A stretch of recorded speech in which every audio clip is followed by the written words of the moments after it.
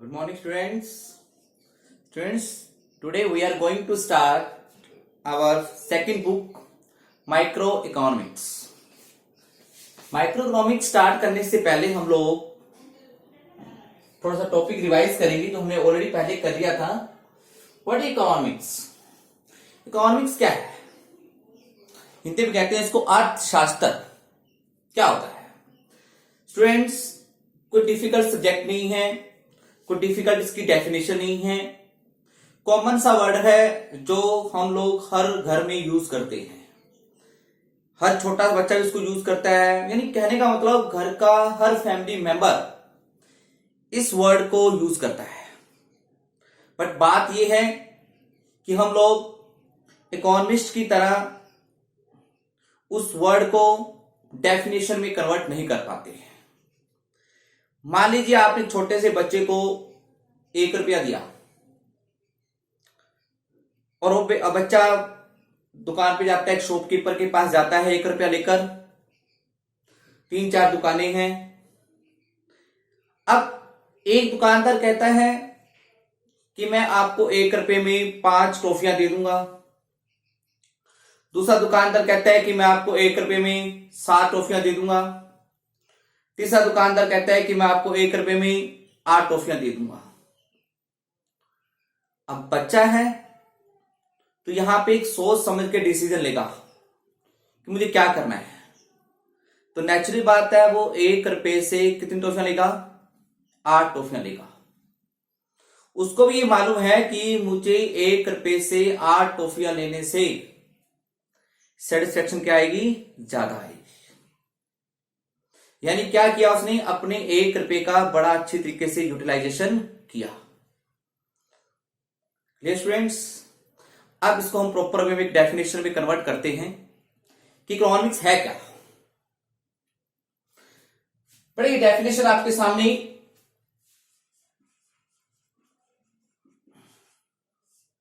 ध्यान देखिए क्या लिखा हुआ है.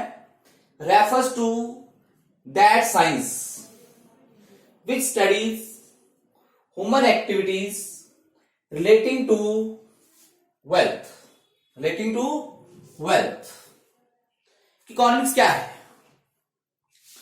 यानी इकोनॉमिक्स इज ए साइंस. ये क्या है? साइंस है. किसकी? ह्यूमन एक्टिविटीज की. ह्यूमन एक्टिविटीज क्या होती है बच्चों? ह्यूमन एक्टिविटी होती है बेटा कंजप्शन,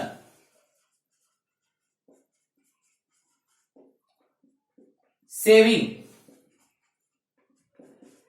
प्रोडक्शन, इन्वेस्टमेंट.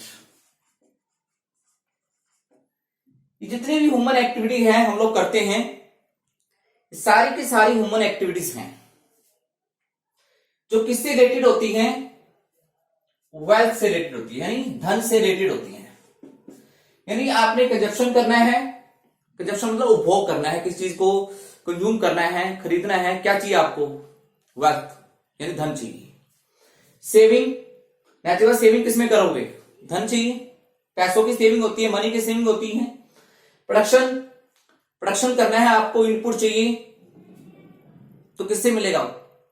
नेचुरल बात है बेटा. उसके लिए आपको क्या चाहिए? वेल्थ, धन चाहिए. इन्वेस्टमेंट करनी है, बिजनेस में पैसा लगाना है, यानी धन. तो जितनी भी एक्टिविटीज हैं बेटा वो सारी किससे रिलेटेड हैं? वेल्थ. क्या है? वेल्थ. एक कॉमन जब हम इकोनॉमिक्स डेफिनेशन लेके चलते हैं, इकोनॉमिक्स की डेफिनेशन है ग्रीक वर्ड से. 2 वर्ड से मिलकर बना है बेटा ये, ओक्योस और नेमिन. ओक्योस का मतलब होता है हाउस होल्ड और नेमिन का मतलब होता है मैनेजमेंट, यानी हाउस होल्ड मैनेजमेंट. और हाउस होल्ड का मतलब जो हमारी हाउस होल्ड की एक्टिविटी होती है, ह्यूमन की एक्टिविटी होती है, ये वाली बता दिया मैंने आपको. कंजप्शन, सेविंग, प्रोडक्शन और इन्वेस्टमेंट, यानी उनकी मैनेजमेंट करना. और जितनी भी एक्टिविटीज हैं वो किससे रिलेटेड हैं? वेल्थ, धन से रिलेटेड. तो यहां पे क्या डेफिनेशन बनेगी? यानी वेल्थ को मैनेज करना. क्या करना? वेल्थ को मैनेज करना, कि जो हमारे पास धन है, वेल्थ है, उसको आप प्रॉपर यूज करना ही क्या होता है, वेल्थ मैनेजमेंट होती है। अब बात आती है बेटा वेल्थ, धन।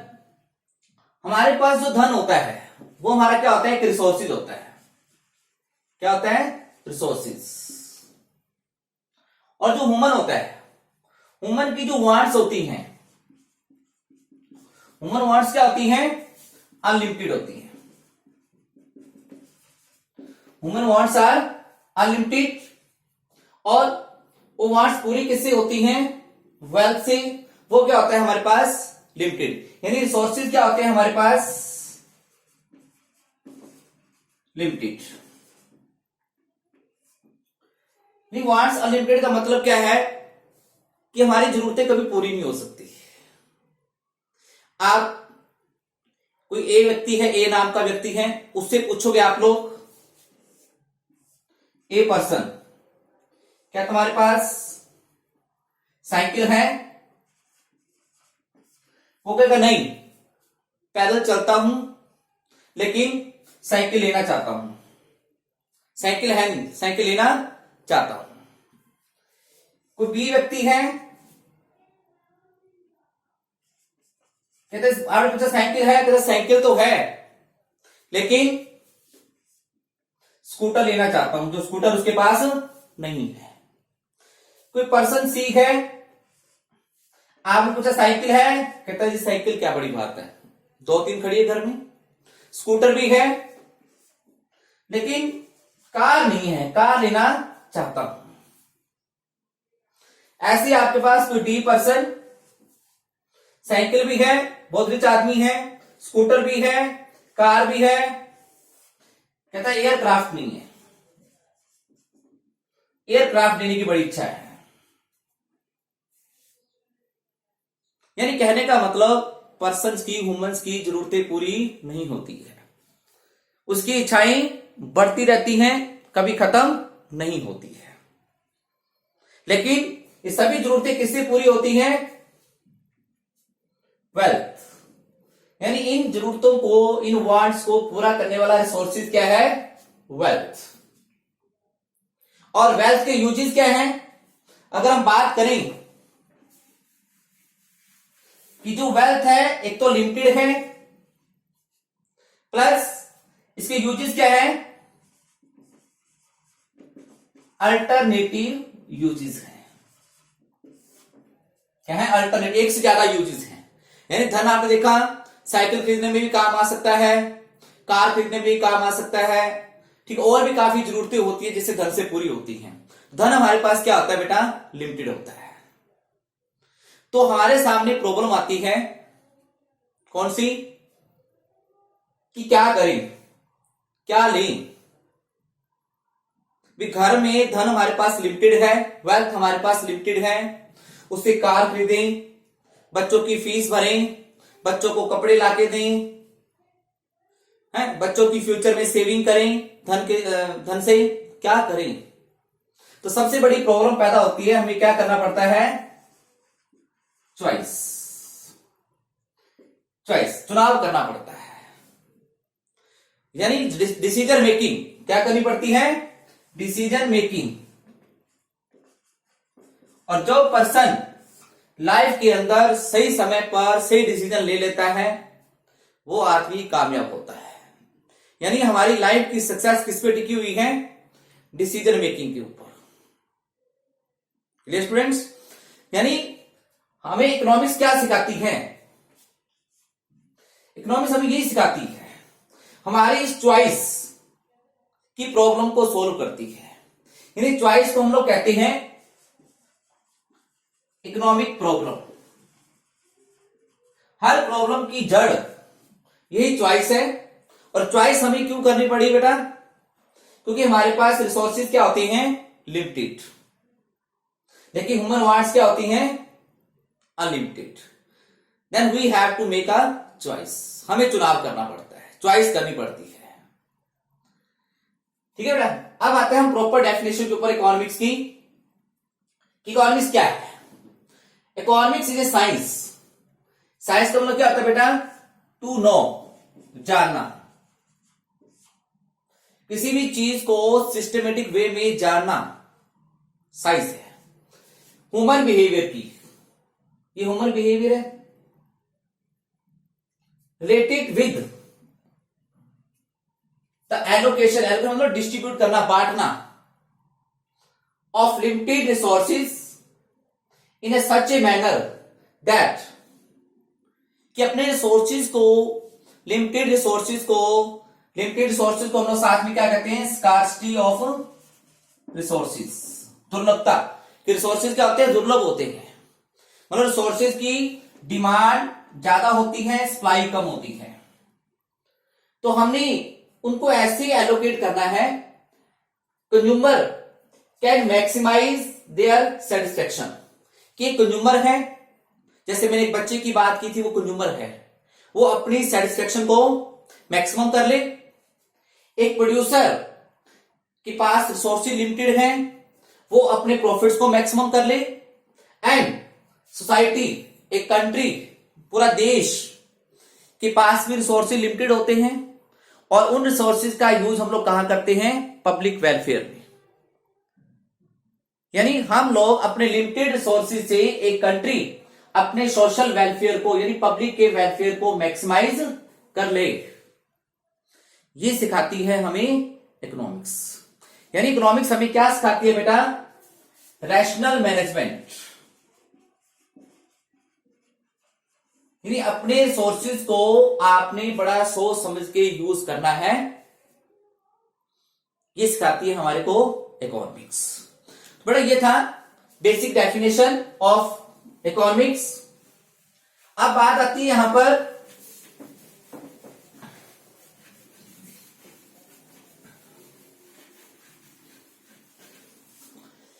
कि ब्रांचेज ऑफ इकोनॉमिक्स।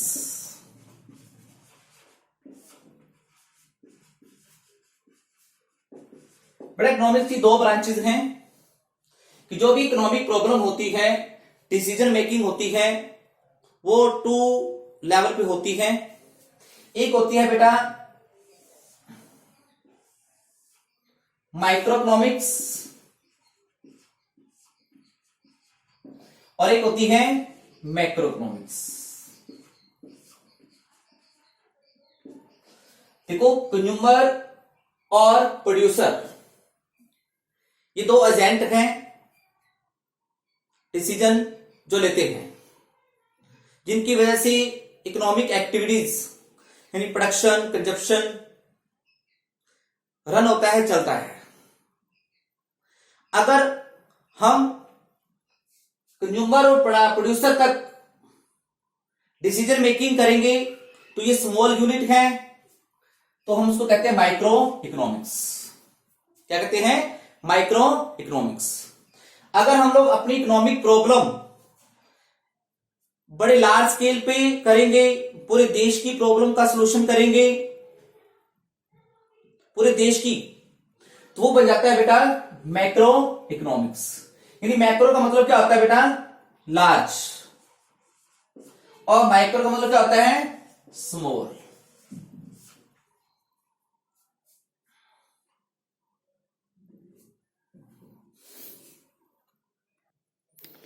हाँ स्टूडेंट्स, तो मैं बात कर रहा था कि there are two branches of economics, एक आपकी माइक्रो इकोनॉमिक्स, एक है आपकी मैक्रो। माइक्रो की आप स्टडी करोगे +1 के अंदर, मैक्रो की स्टडी करोगे आप लोग +2 के अंदर। बेटा माइक्रो का मैं आपको मीनिंग बता रहा था, माइक्रो मीन्स स्मॉल और मैक्रो मीन्स लार्ज। तो जो हमारी प्रॉब्लम होती है, कुछ प्रॉब्लम होती है इंडिविजुअल लेवल की, यानी मेरी प्रॉब्लम, मेरे पास धन है तो मैंने धन को कैसे मैनेज करना है, वो मेरी इंडिविजुअल प्रॉब्लम है। आप एक प्रोड्यूसर हो, अंबानी एक प्रोड्यूसर है, उसने अपने इनपुट को अपने प्रोडक्शन यूनिट के अंदर इस प्रकार से यूज करना है कि उसका प्रॉफिट मैक्सिमम हो, ये इंडिविजुअल प्रॉब्लम है। बट देश के सभी प्रोड्यूसर, देश के सभी कंज्यूमर पूरा मिलके देश बनते हैं, तो ये प्रॉब्लम हो जाती है लार्ज लेवल पे, वो होती है हमारी मैक्रो इकोनॉमिक्स। तो हम बात करते हैं कि माइक्रो, दोनों में डिफरेंस क्रिएट कर रहा हूं मैं। Basis of study, micro economic study economic problem at individual level. Macro economic study economic problem at aggregate level, यानी होल इकोनॉमी। एग्रीगेट मतलब होता है पूरा ग्रुप, टोटल, पूरी कंप्लीट इकोनॉमी की स्टडी करती है, होल इकोनॉमी की स्टडी करती है। अब आता है इकोनॉमिक एजेंट। एजेंट का मतलब कि किसी भी इकोनॉमिक्स को, किसी भी इकोनॉमिक एक्टिविटीज को चलाने वाले कौन से लोग होते हैं। तो इंडिविजुअल लेवल पे वो लोग हैं कंज्यूमर, प्रोड्यूसर, जो डिसीजन लेते हैं, ठीक है। और मैक्रो लेवल पे जो डिसीजन लेता है पूरे सोशल वेलफेयर के लिए, कंप्लीट इकोनॉमी के लिए, वो आपको पता है कौन है। जैसे आरबीआई है, वो पूरे देश के अंदर मनी सप्लाई से रिलेटेड डिसीजन लेता है। फाइनेंस मिनिस्टर है, हमारे प्राइम मिनिस्टर हैं, यानी गवर्नमेंट है, प्लानिंग कमीशन है, ये है economic agent at macro level. फिर बात आती है बेटा डिग्री ऑफ एग्रीगेट। एग्रीगेट में टोटल। माइक्रो इकोनॉमिक्स के अंदर जो डिग्री होती है एग्रीगेट की, वो लिमिटेड होती है। जैसे मेरी पर्सनल डिमांड है, जो मेरी खुद की डिमांड है, वो इंडिविजुअल डिमांड है। मैं एप्पल की डिमांड करता हूं, वो इंडिविजुअल डिमांड है। मैंने डिमांड की, आपने की, इसने भी की, हम 10, 12, 15 लोगों ने मिलकर एप्पल की डिमांड की, तो ये क्या बन जाएगा? Total demand. किसकी? एप्पल की। यानी क्या बन जाएगा? ये मार्केट डिमांड। यानी यहां पे भी हमने टोटल किया, तो लेकिन ये लिमिटेड है, सिर्फ एप्पल की डिमांड तक ही लिमिटेड है। बट जब मैक्रो में हम बात करेंगे तो हम लोग केवल एप्पल की डिमांड नहीं करेंगे, हम लोग जितनी भी गुड्स देश के अंदर प्रोड्यूस होती हैं और उसकी demand by all the people, यानी पूरी कंट्री की डिमांड सभी गुड्स के लिए, वो बनती है आपकी एग्रीगेटेड डिमांड। तो यहां पे जो टोटल है एग्रीगेट है, वो क्या है? लार्ज लेवल का है, बड़े लेवल का है। गवर्नमेंट इंटरफेयर की बात करेंगे तो बेटा देखो ध्यान से, जब आप माइक्रो की स्टडी करोगे, मैंने यहां पे जो भी डिसीजन ले रहा है, कंज्यूमर ले रहा है, प्रोड्यूसर ले रहा है, यानी आपके डिसीजन लेने में गवर्नमेंट इंटरफेयर नहीं करेगी कि आपने कौन सी कार परचेज करनी है, कौन सा साइकिल परचेज करना है। गवर्नमेंट के इसके अंदर कोई इंटरफेयर नहीं होती है। लेकिन मैक्रो लेवल पे जो भी डिसीजन लेना होगा, नेचुरल बात है, वो गवर्नमेंट लेती है, ठीक है। तो गवर्नमेंट की इंटरफेयर जो मैक्सिमम होती है। फिर बात आती है सेंट्रल प्रॉब्लम। अब इंडिविजुअल की प्रॉब्लम क्या है? मेरी प्रॉब्लम क्या है कि मुझे अपना सेटिस्फेक्शन मैक्सिमम करना है। एक प्रोड्यूसर की प्रॉब्लम क्या है? प्रॉफिट को मैक्सिमम करना है, ठीक है। लेकिन पूरे देश की प्रॉब्लम क्या है? देखो आपके सामने भी कोरोना वायरस की बीमारी चल रही है, तो गवर्नमेंट का जो डिसीजन होगा वो किस लिए होगा? कि पूरे कंट्री के लोगों का वेलफेयर मैक्सिमम हो। क्या हो? मैक्सिमम हो, ठीक है बेटा। अदर नहीं बेटा, माइक्रो इकोनॉमिक्स को स्टडी करोगे तो आपको समझ आएगा कि इसके अंदर हम जो स्टडी कर रहे हैं वो मोस्टली रिलेटेड है प्राइस, यानी हमारा जो भी डिसीजन होता है, चाहे डिमांड है चाहे वो सप्लाई है, उसको अफेक्ट करता है प्राइस। प्राइस कम है तो डिमांड ज्यादा है, प्राइस ज्यादा है तो डिमांड कम है। सप्लाई, प्राइस ज्यादा है तो प्रोड्यूसर सप्लाई ज्यादा करेगा, प्राइस कम है तो प्रोड्यूसर सप्लाई कम करेगा। यानी हमारे डिसीजन को कौन अफेक्ट कर रहा है? प्राइस। तो other name theory of price भी कहते हैं, थ्योरी ऑफ प्राइस। लेकिन मैक्रो लेवल पे जो मेन हमारा मकसद होता है, ऑब्जेक्टिव होता है, वो होता है कि पूरे देश का आउटपुट कैसे बढ़े, इंप्लॉयमेंट कैसे बढ़े, पूरे देश की इनकम कैसे बढ़े। तो अदर नेम कहते हैं the theory of output, employment and income, theory of output, employment and income कहते हैं। क्लियर बेटा? लास्ट इसका जो एक और है बात करता हूं मैं,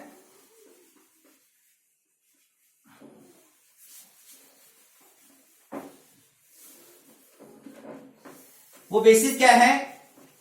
अजप्शन, कि जो भी डिसीजन होता है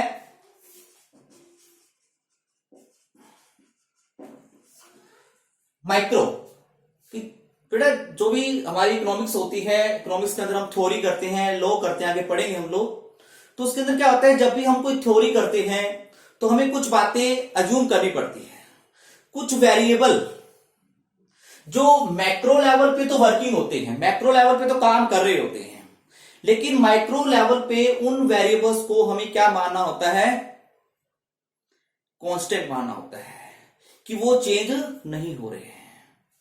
क्या लिखेंगे, सम वेरिएबल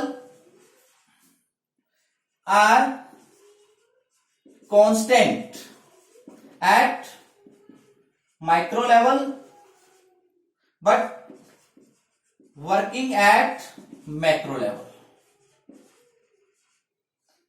ठीक है, ये आपको तब समझाएगा जब आप लोग आगे आगे पर्टिकुलर लेसन करोगे, तो उसमें आपको समझाया जाएगा अजप्शंस, कि कुछ अजप्शंस होती हैं जो माइक्रो लेवल पे तो कांस्टेंट होती हैं लेकिन मैक्रो लेवल पे काम कर रही होती हैं। सिमिलरली जो वेरिएबल माइक्रो लेवल पे वर्किंग है वो मैक्रो पे क्या आ जाते हैं, कांस्टेंट हो जाते हैं। Some variable are constant at macro level but working at micro level. तो बेटा ये डिफरेंसेस हैं, 7 डिफरेंसेस हैं, ये आप लोगों ने करना है, इसको समझने की कोशिश करनी है, बहुत आसान टॉपिक है। Clear students?